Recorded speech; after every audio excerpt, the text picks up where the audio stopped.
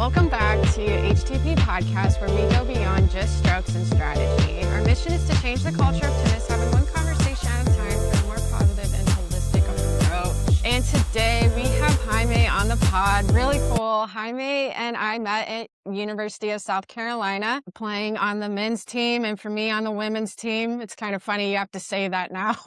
I know. The world that we've come to. But yeah, I loved your guys' men's team. I was telling Gav, who I had on the pod, I was always jealous of you guys because, you guys would play together, train together, party Yeah. together. And our girls team was like, I always wanted to try and get all of us together, but Yeah. girls can be, I don't like this. I Yeah. like them for this reason. I don't want to be around them for this reason unless I have to practice or whatever. But yeah, I always loved your guys' team. Yeah. We had a blast. We definitely had a blast. The whole team, everybody it was like a family. Like, to be honest, there were a lot of foreigners, a few guys from here, but everybody just immigrated really, really well. And as you said, we lived together, we ate together, had a lot of classes together. Most of us were in the business school. And then then go to practice and taking rides to practice. And it was incredible. It was incredible. Just the workouts afterwards, for us going right into the stadium and working out there and then going back to eat or a class together. Night. So it's just, you forget about the day to day, like how everything was, but it was just 4 years, 5 for me. I actually had a knee injury to every single ligament and stayed there for a little bit longer. But it was just the traveling, the coaches, Coach March and Jeff Kefal, which is just incredible. I just saw Jeff 2 weeks ago. I went out to Colombia, That's and awesome. Jamar to go have lunch and stuff and go see him. So yeah, I love the guys. We had a blast. We had so much fun. I mean, the weekends couldn't come soon enough if we weren't playing. We had a lot of get-togethers, wherever we lived, and so it was just fun. It was just such a great experience. I loved it. It's awesome. Now, you're originally from Guatemala, right? Or next door, so I'm Oh, from El Salvador. I don't know El why I Salvador, always South thought Salvador. you were from Guatemala. Sorry about that. No, you're good. You're good. Yeah, right. Tiny country has been in the news lately, like for a lot of positive stuff. It's incredible. Now, right now, it's one of the hottest spots to anybody. I'll recommend going to El Salvador. And just great weather for sports. It's a dry and rainy season, but the temperature it's always tropical. Mm. So it's just amazing for tennis, for example. I Yeah. grew up playing every sport, tried it at school and then part of the teams. I remember being horrible at basketball. But I was quick and fast. And then, the coach said like, hey, you got to be back there and just make sure you pass it to the taller guys and you dribble around. So it's just but being part of the team environment was incredible.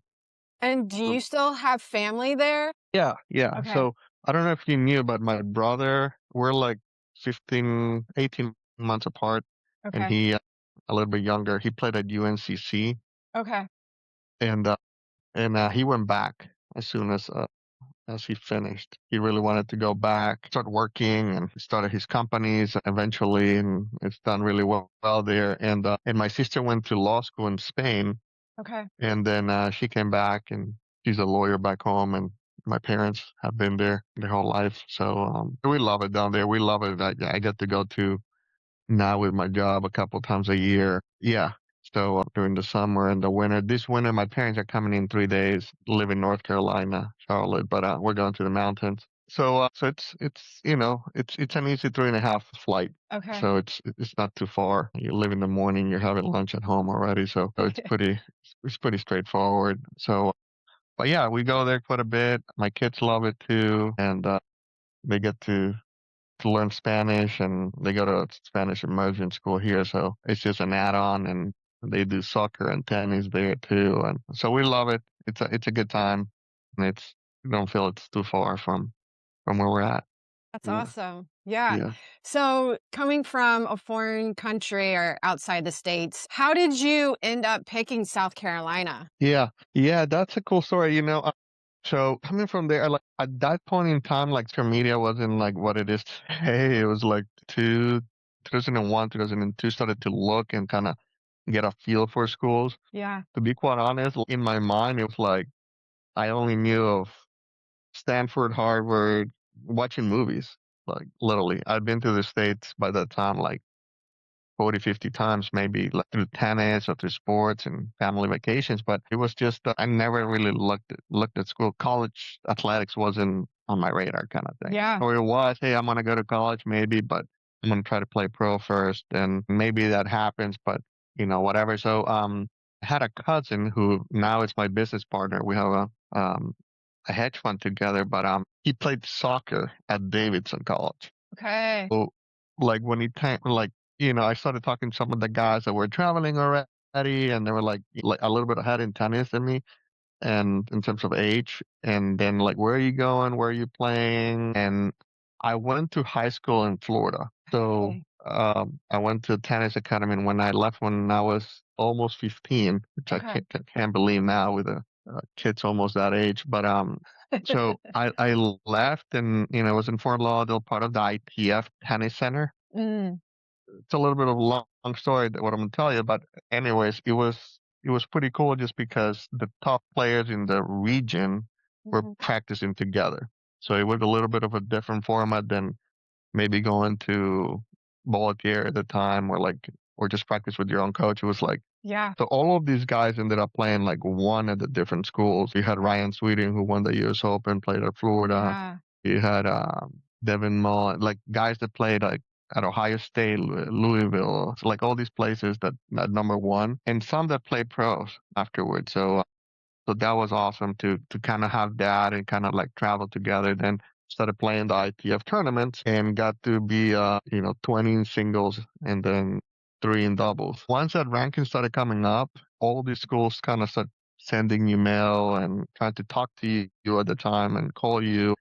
I was just establishing my email address at that time, and it was just like, okay, yeah, send me an email, we can talk, and are you gonna be there? Or like they will call the house. So that's how basically started going, and then 22 years ago now, 2003, I was playing the Orange Bowl, and we won the Orange Bowl in doubles. Wow. So it was other than the Grand Slams, at least at that time, it was the biggest tournament in the world for Yeah. juniors. I was just looking at the list. Somebody sent me the list. So Roger Federer won it, Andy Roddick won it, Jimmy Connors won it, so Coco won it. The list it's endless. So it was in doubles. I played with another guy from El Salvador, Rafael Arevalo, whose brother has been right now like number one in the world in Yeah. doubles. Yeah. So coaches started talking to me and be like, hey, different schools that I hadn't even heard of, like in the Yeah. past year. It's like, we want you to come and this and that. Like all the schools that I even mentioned to you at the beginning, there's like, okay, great. Like, you're in the radar.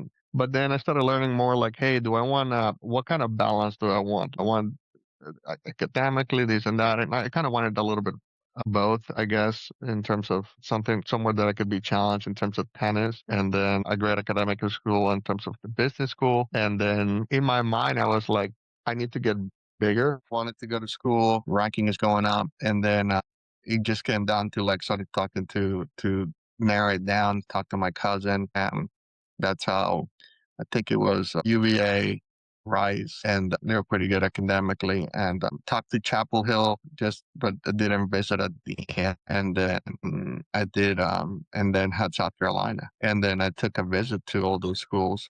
And so it was a great experience. I didn't know which one to decide, to be quite honest. I loved them all. And I had a friend that was playing for Rice. So it was kind of like, well, it could be easier there and all that kind of stuff, and a little bit closer to home, and the weather is nicer. And then I went to Virginia, and there was snow on the ice, but their team was really good, and they had like we could have done really well there. And then South Carolina was probably the least, but they had a number one international business school. And when I visited, met Pedro, which Rodriguez, who I known since I was 14. Oh, wow. So, but I didn't really know that he was there. So, anyways, once it's like he was my host for that weekend and went to a basketball game and hang out with the guys. Everybody was fun.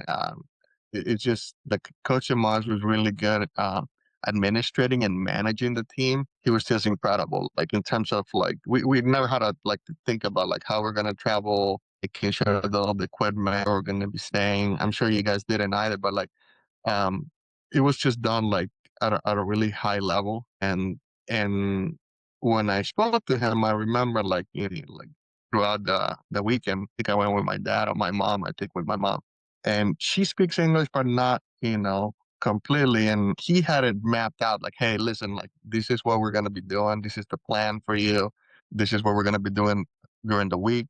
How's it gonna look like? This is how your day is gonna look like. We have a psychologist here, we have a nutritionist here. And that's one of the things that I tell people when you're there, sometimes you don't know how to utilize all these resources, Yeah. or you think, hey, well, the trainer is there, but I'm not injured, like, whatever. But you have like a strength coach, you have the therapist, you have the nutritionist, you have it all, the coaches, like you have tutors, you have everything is there. So I just think that most don't use those resources and they just wait until something is wrong. We had appointments. We got to talk to the nutritionist. We got to see how everything is doing, how you're going, how you're, what's going on. Just got to be in prime condition when, we have to compete in the spring. And the same thing with everything else, right? Just talking to the psychologist, getting the psychologist to know you so that if there's something that happens like with matches or anything outside in life, and that person knows what's going on, knows how you operate or how you're thinking. And so those are those things that I thought like added value that maybe other groups were doing it, but there was a lot of structure in terms of that. Although we at the same time, because of that structure, we felt like we had a lot of freedom within the Mm. team. And just what you got to do. And outside of that, responsibilities, have fun. You just got to take care of business when it comes down to performing for your scholarship too. So for guys, you only have 4.5 scholarships. We had a great community within the team, but at the same time, not everybody's getting a full scholarship, right? Yeah. So how do we work that out? So that's another thing that coach was incredible at doing, is people doing co-ops or, working through a semester, giving their scholarship away. And then somebody else can get their stuff, taking some classes during the summer. I did one at First Citizens for 6 months with Tom Eklund. I don't know if you remember him, but Yeah. um, Tom is the treasurer of First Citizens Bank, which is the top 10 bank in the country. And he started working there because we worked together there, like through that. So it's just crazy stuff like that. He had it really, he was incredible at managing all those things, and it made it easy for all of us. Right. And we went from here, finding where to work, how to get an internship. Most of us had been playing tennis forever, had that huge injury, and I'm like, hey, I need to build my resume. Yeah. Who Well, do I call? I did want to ask you, because that's really tough I don't think everyone always understands being at a top school like that and getting injured. What was that like for you? Because depending on the severity of the injury, of course, sometimes you have to get surgery right away because you got to be ready to play. Other times you just have to play through the injury. What was that experience like for you? Because your knee injury was pretty bad. Yeah, it was devastating. At the time, it was just I was gonna play that semester and potentially go try to play a little bit pro. And that year I was pretty much gonna be playing one. We had an incredible team. We could mix it up with some guys. But I was playing one, playing a second doubleheader, beating this guy like 6-1, 4-0, and then approach, go to the net, get a lob.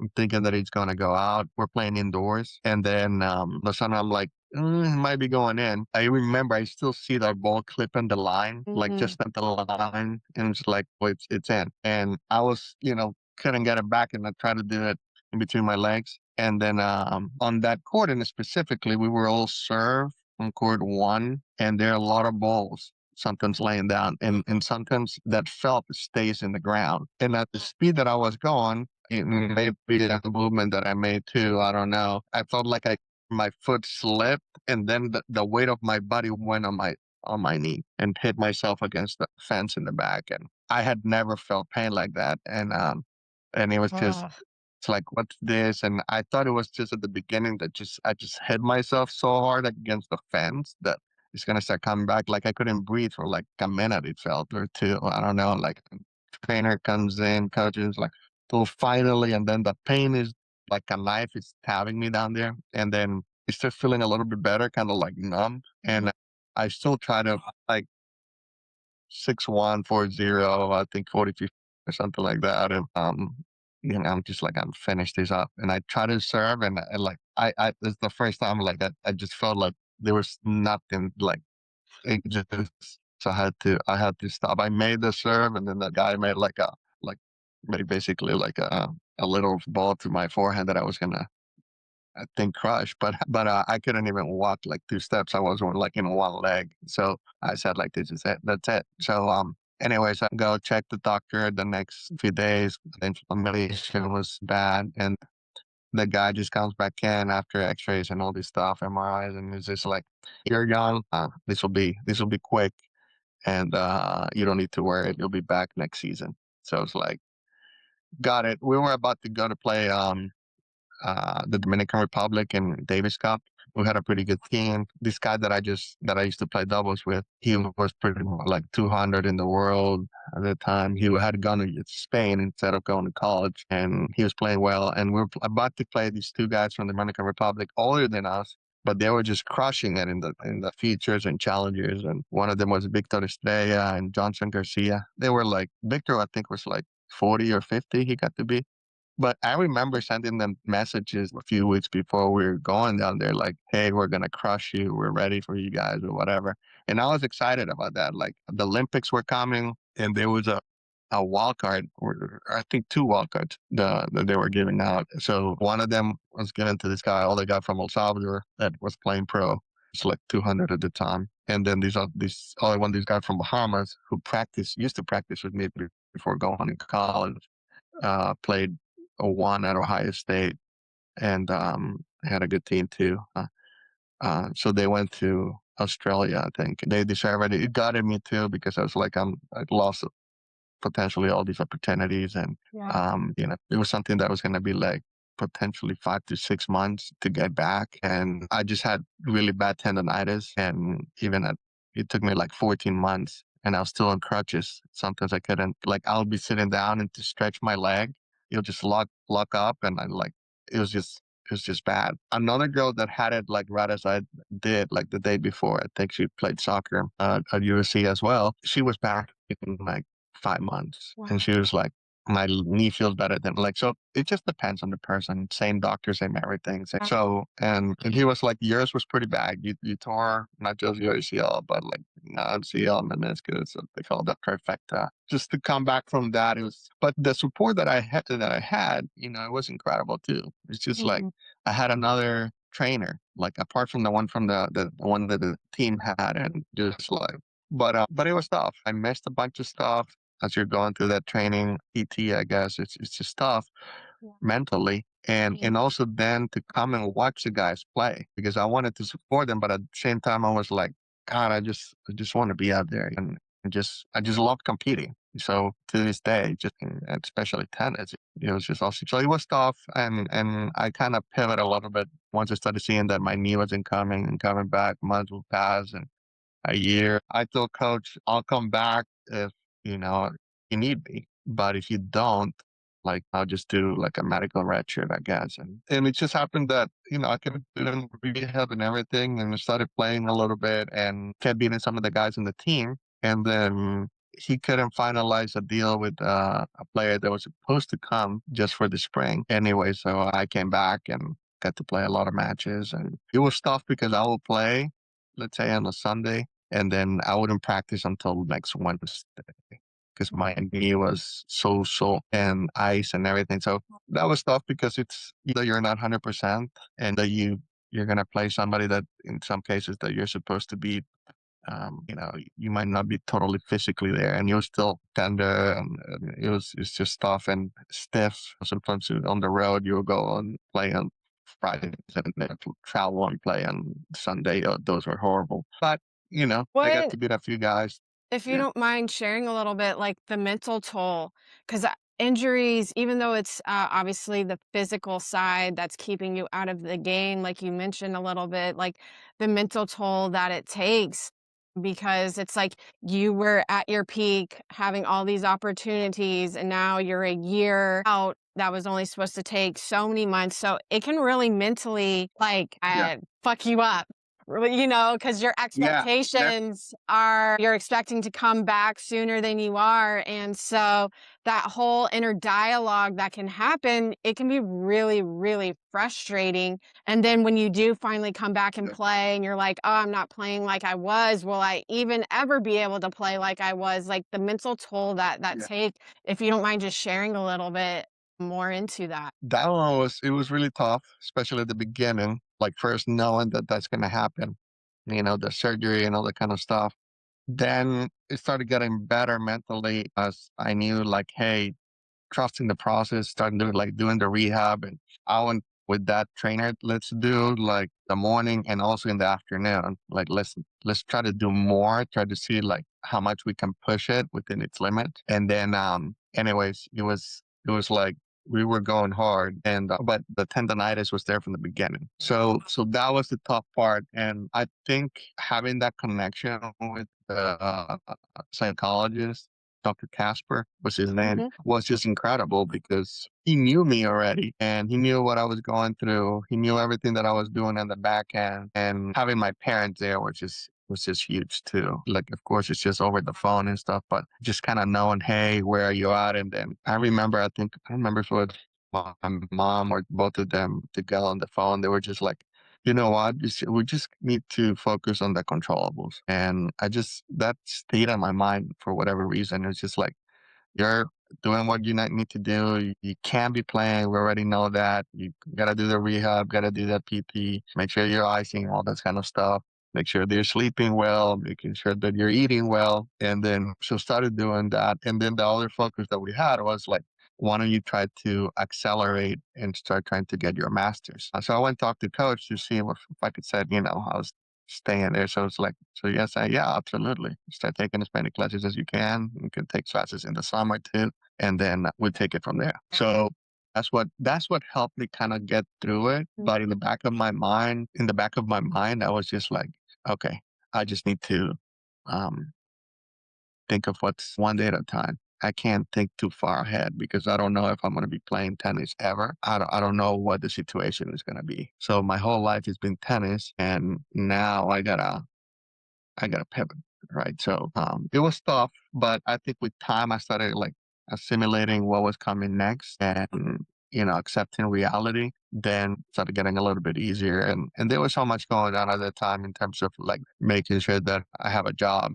because at the time tennis was not going to be an option, and just physically I needed like a year or two just take care of my body, like let it heal. And that's kind of what happened. Now my knee feels, I don't even feel anything, like Wow. I remember. So, it's been like that for years, but it did take time to get to that point. It was interesting, tough times mentally, Mhm. I would say, but eventually it's just, you kind of learn to muscle them through, I guess, and the support people that were around, it can matter, coach, just kind of saying, we're going to do whatever you can and physically go through. So, That's amazing, Jaime. I do want to point out, I think when we have those critical points in our life, like having that support can make a world of a difference. And the yeah. fact that you were getting it obviously from your family, from your coach, from the university, that is amazing. Because sometimes when you go through those injuries and you don't have that support or you have very little support, it's tough, man. It's really hard. Yeah. So I'm glad to hear that you had all that support to be able to get through it all. And then you mentioned you play tennis actually a lot nowadays. Yeah, more than I had been in maybe 10 years ago, I would say. So it's just awesome, this community that we have here in Charlotte. A lot of people that play. There's a couple of guys that played at UFC that are playing there. Club has like, 40 courts and 5 indoor courts and clay courts, hard courts, whatever you want. It's a racket sport. Uh, So it's awesome. You can call anybody at any time. Been playing a lot of dingos lately, so has been fun. I had the opportunity to play with Andy Roddick lives here, so we played, and it's just to kind of see that competitiveness and guys that played before and a lot of guys that play pro, and it's just kind of crazy, like how that community helps each other. Not just tennis wise, but many of them have kids, many of them different stages of their careers and need a help here or there.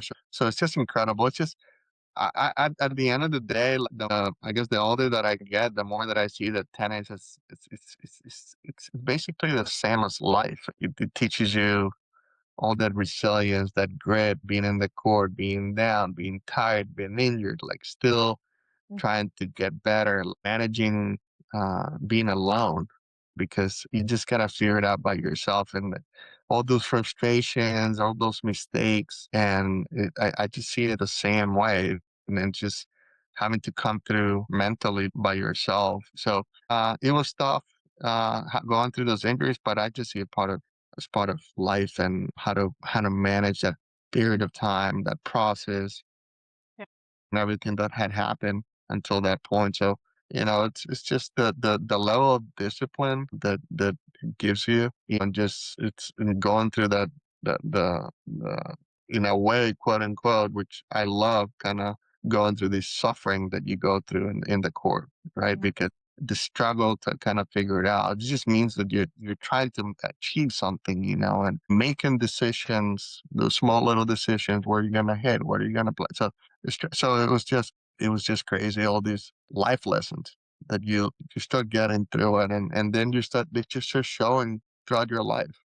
At that point, they might not mean much to you. I feel like looking back, I was excited when I won the Orange Bowl. It was incredible, and for many years I didn't really think that it was that much. I mean, I thought it was just kind of part of the process. But Yeah. now looking back with my kids and everything, it was awesome. It was a great memory. It was just the names that were there, the names that that year were winning, and whoever won it in the past, and who won it afterwards. It's just incredible. I love the sport and what it teaches you mentally, more than, the strokes and the wins. I can't even tell you. I mean, of course, I remember so many of the matches in college and before or after, but I'm good friends now with so many guys that doesn't even matter. Just and friends for life too, because we have a chat with the tennis guys. You were talking about that. Like, we got it together for weddings. We got it together for trips. And next year they're coming here. They're going to Disney World. They're coming here. A few of them with their kids and everything. Awesome. Wow.